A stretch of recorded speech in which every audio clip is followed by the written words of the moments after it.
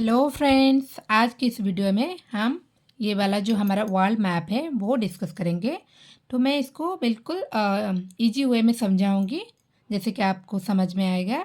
तो अभी हम स्टार्ट करते हैं। तो ये जो हमारा मैप है, जो हमारा पृथ्वी है, जो ग्लोब है, ऐसे जो गोल होता है और उसको हम क्या कहते हैं, ओब्लेट स्पेरेट शेप का होता है। तो उसको जब हम पीछे से कट कर देते हैं और इसे खोल देते हैं तो हमारा ये मैप आ जाता है। तो अब हम इस मैप को समझेंगे। तो पहले देखिए, ये मैप में हमें क्या दिख रहा है। कुछ लैंड मैसेस हैं, कुछ लैंड मैसेस यानी ज़मीनी एरिया, और कुछ वाटर बॉडीज हैं, कुछ हॉरिजॉन्टल लाइंस हैं एंड कुछ वर्टिकल लाइंस हैं। तो ये सब क्या है, तो अभी हम देखेंगे कि ये सब क्या है। पहले हम स्टार्ट करेंगे लैंड मैसेस से। तो ये जो हमें लैंड मैसेस दिख रहा है, ये सब क्या है, इसे हम क्या कहते हैं, कॉन्टिनेंट्स। इन लैंड मैसेस को हम कहते हैं कॉन्टिनेंट्स, यानी कि जिसे हिंदी में हम कहते हैं महाद्वीप। तो अभी हम देखेंगे कि टोटल कितने महाद्वीप हैं इस मैप में, हमें ग्लोब में। तो स्टार्ट करते हैं इधर से, 1 2 3 4 5 6 एंड 7। तो हमारा टोटल कितना महाद्वीप हुआ, 7 कंटिनेंट्स। तो अभी हम देखेंगे कि ये जो 7 कंटिनेंट्स हैं, इनमें सबसे बड़ा कौन सा है, सेकंड में कौन सा है, एंड इसी तरह सबसे छोटा कौन सा है, ये देखेंगे। तो अब जब हम इसको रैंकिंग करेंगे 1 2 करके, तो इसके लिए हम दो क्राइटेरिया से देखेंगे। पहली है हम एरिया वाइज देखेंगे और दूसरी है हम पॉपुलेशन वाइज भी देखेंगे। तो पहले हम देखेंगे एरिया वाइज। फर्स्ट हम क्या देखेंगे, एरिया वाइज सबसे बड़ा कौन सा है एंड सबसे छोटा कौन सा है। तो एरिया वाइज जो सबसे बड़ा है वो है हमारा एशिया। एरिया वाइज नंबर 1 पे है एशिया। नंबर 2 पे कौन है, उसके ठीक नीचे अफ्रीका है area wise number 2। And number 3 पे है नॉर्थ अमेरिका। 4th नंबर पे है साउथ अमेरिका। 5th नंबर पे कौन है एरिया वाइज, 5th नंबर पे है अंटार्कटिका। और 6 नंबर पे कौन है, Europe. And last that is 7 number पे है ऑस्ट्रेलिया। तो एरिया वाइज फर्स्ट में है Asia, second is Africa, third में है north America, fourth is south America, fifth में है अंटार्कटिका एंड सिक्स में है यूरोप, सेवेंथ में है ऑस्ट्रेलिया। तो आपको बिल्कुल भी ये रटने की ज़रूरत नहीं है, सिर्फ मैप को देख के हमें समझना है। एक दो बार हम प्रैक्टिस कर लेंगे फिर अच्छे से हमें याद रह जाएगा। Asia, Africa, north south America, Antarctica, Europe, Australia. आप मेरे साथ और एक बार बोलिए, 1 2 3 4 5 6 एंड 7। आई होप आप सबको ये याद रह गया होगा। तो अब हम देखेंगे पॉपुलेशन वाइज। पॉपुलेशन वाइज कौन सा सबसे बड़ा है एंड कौन सा सबसे छोटा है। तो पॉपुलेशन वाइज सबसे बड़ा वही सेम है एरिया वाइज जो था, that is Asia is population wise first position में है। सेकेंड पोजीशन में भी पॉपुलेशन वाइज अफ्रीका है, एरिया वाइज अफ्रीका था, पॉपुलेशन वाइज भी अफ्रीका है। लेकिन अभी थर्ड पोजीशन में चेंज हो जाएगा। थर्ड पोजीशन में एरिया वाइज था नॉर्थ अमेरिका, अभी हो जाएगा यूरोप। थर्ड पोजीशन में एरिया वाइज कौन हो जाएगा, Europe. Europe area wise third position में है, आ जाएगा यूरोप। एंड फोर्थ में आ जाएगा नॉर्थ अमेरिका, फोर्थ में आ जाएगा north America. And fifth position में आ जाएगा साउथ अमेरिका। अब फिफ्थ में आएगा साउथ अमेरिका। एंड सिक्स में कौन होगा, सिक्स पोजीशन में आ जाएगा, आप खुद बताइए, अंटार्कटिका रहेगा कि ऑस्ट्रेलिया। सबसे ज़्यादा पॉपुलेशन कहाँ पे होगा, तो सिक्स में आ गया Australia. Population wise six position में आ गया Australia. And last that is 7 position में आ गया अंटार्कटिका। तो पॉपुलेशन वाइज क्या हुआ, Asia, Africa, Europe, north America, south America, Australia and Antarctica. Asia, Africa, Europe, north south America, Australia, Antarctica. 1 2 3 4 5 6 and 7। तो I hope आप सबको याद रह गया होगा। तो अभी हमने देख लिया हमारे सारे जो कॉन्टिनेंट्स हैं एंड सबसे बड़ा कौन सा है एंड सबसे छोटा कौन सा है। अब हम जो देखेंगे वो ये जो वाटर बॉडीज हैं इनको देखेंगे। तो ये जो वाटर बॉडीज है ये कौन है, क्या है ये, तो इन्हें हम क्या कहते हैं, इन्हें हम कहते हैं ओशंस। क्या कहते हैं हम, ओशंस। यानी महासागर, एक होता है सी जिसे हम सागर कहते हैं, एक होता है सी एंड एक होता है ओशन जिसे हम महासागर कहते हैं। जैसे यहाँ पे क्या है, यहाँ पे है अरेबियन सी जो कि एक सी है जिसका कि जो वाटर वॉल्यूम है वो कम होता है, एरिया भी कम होता है, लेकिन जो महासागर यानी ओशंस होते हैं उनमें जो वाटर वॉल्यूम होता है वो बहुत ज़्यादा होता है, एरिया भी बहुत मीन्स बहुत विस्तृत एरिया में फैली हुई होती है। तो अब हम इन ओशन को देखेंगे, हमारे टोटल कितने ओशन हैं। तो पहले हम यहाँ पे देखेंगे, यहाँ पे है पैसिफिक ओशन। तो फ्रेंड्स देखिए यहाँ पे एक पैसिफिक ओशन हमें दिख रहा है और इधर इस तरफ देखिए इस तरफ भी एक पैसिफिक ओशन दिख रहा है। तो ये क्या है, क्या हमारे दो पैसिफिक ओशन है? नहीं, जैसे कि मैंने पहले आपको बताया था कि हमने जो ग्लोब को पीछे से कट कर दिया है, अगर हम इस मैप को ऐसे जोड़ देंगे तो ये दोनों पैसिफिक ओशन साथ साथ आ जाएंगे। तो पैसिफिक ओशन हमारा एक ही है। उसके बाद यहाँ पे है अटलांटिक ओशन जो यहाँ से लेकर यहाँ तक फैली हुई है, और यहाँ पे है आर्कटिक ओशन, इधर है इंडियन ओशन एंड इधर इस मैप पे नेमिंग नहीं हुआ है फ्रेंड्स, आप किसी और मैप में भी सर्च करेंगे तो आपको मिल जाएगा। इसे हम क्या कहते हैं, सॉदर्न ओशन। क्या कहते हैं इसे, सॉदर्न ओशन। और कहीं कहीं पे आपको मिलेगा अंटार्कटिक ओशन। तो दोनों सेम ही है, बट इसका एक्चुअल जो नाम है सॉदर्न ओशन है। कहाँ पे भी आपको कहीं कहीं पे मिलेगा अंटार्कटिक ओशन, बट दोनों सेम ही है। तो ये हो गया हमारा कितना ocean, Pacific ocean, Atlantic ocean, Indian ocean, Arctic ocean, Atlantic ocean and southern ocean. तो अब हम देखेंगे ये जो ओशंस है इनको हम देखेंगे कौन सा ओशन सबसे बड़ा है और कौन सा सबसे छोटा है। तो फ्रेंड्स अब जब हम ओशंस को देखेंगे तो उनके लिए क्या पैरामीटर है, क्या क्या पैरामीटर हम चेक करेंगे।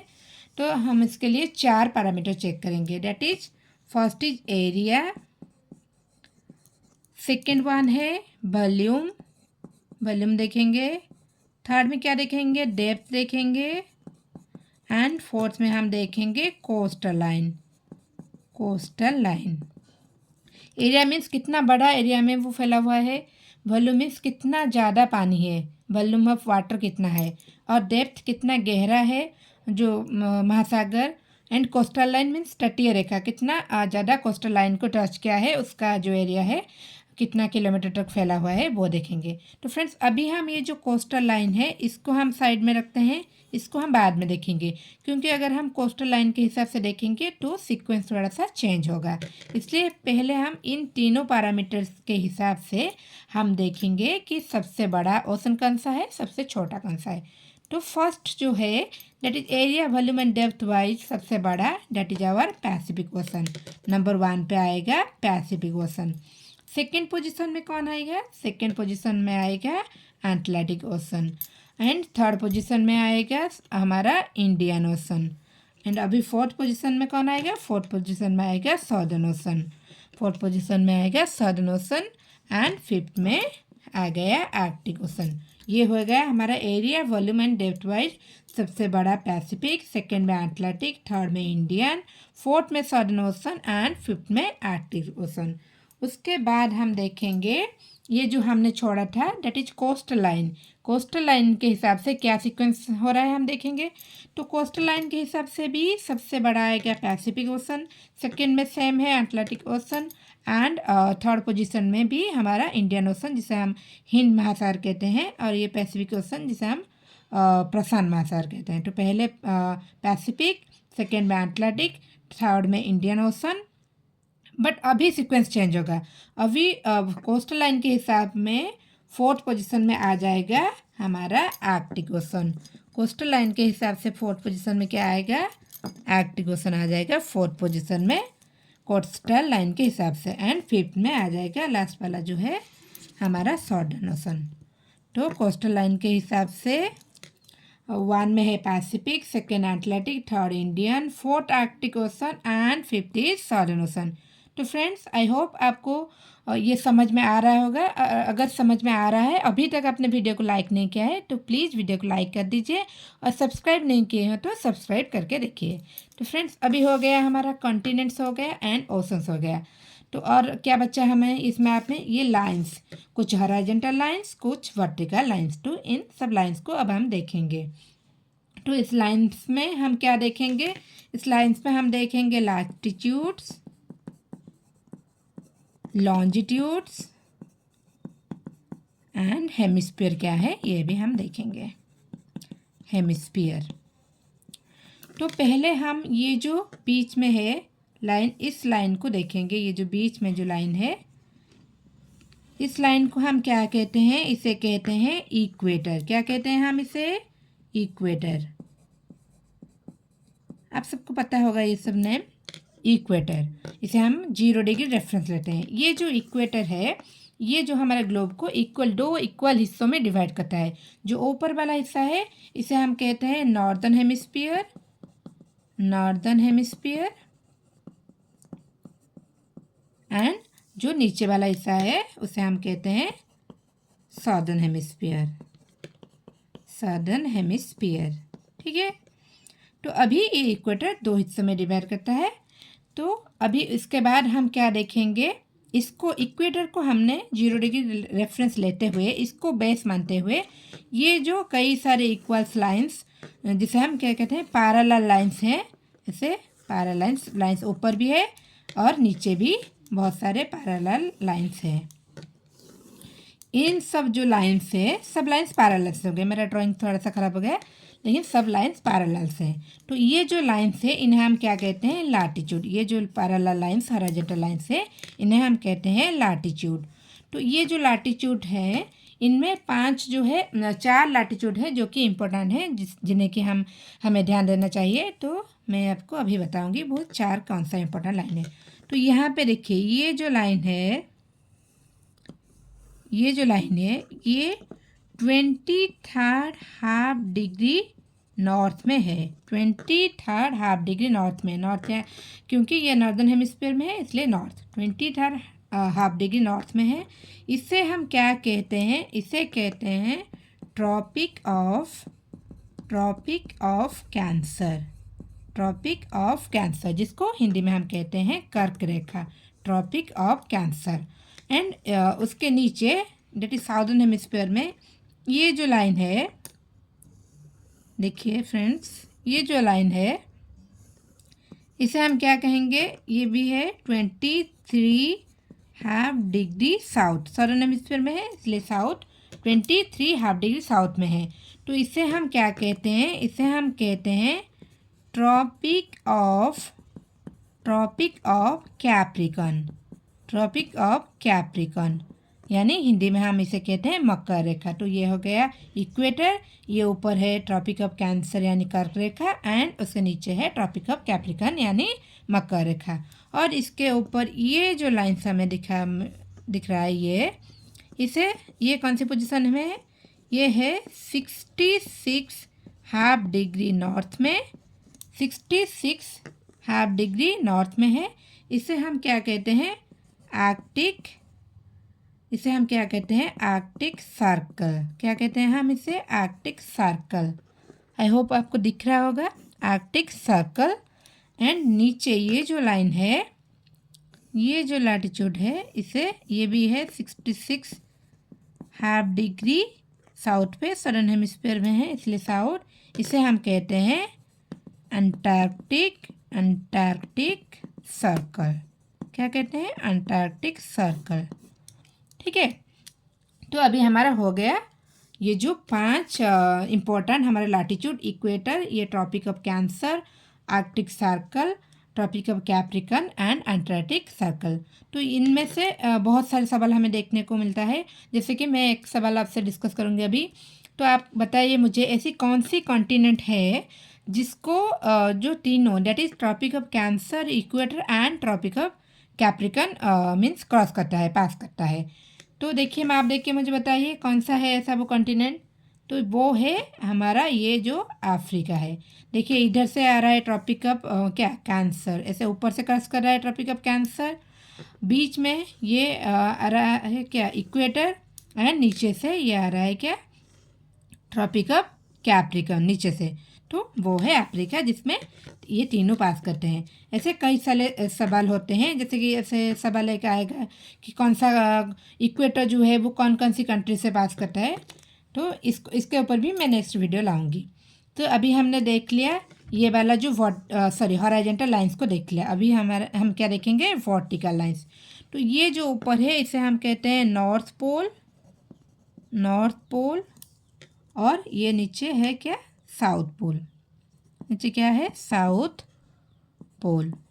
तो ये जो नॉर्थ पोल से लेकर साउथ पोल तक ये जो सीधी लाइंस हमें देखने को मिलता है, थोड़ा सा लाइन टेढ़ा हो जा रहा है फ्रेंड्स, ये जो सीधी लाइन हमें देखने को मिलता है इसे हम क्या कहते हैं, इसे हम कहते हैं प्राइम मेरिडियन। मैं यहाँ पे लिख दे रही हूँ प्राइम मेरिडियन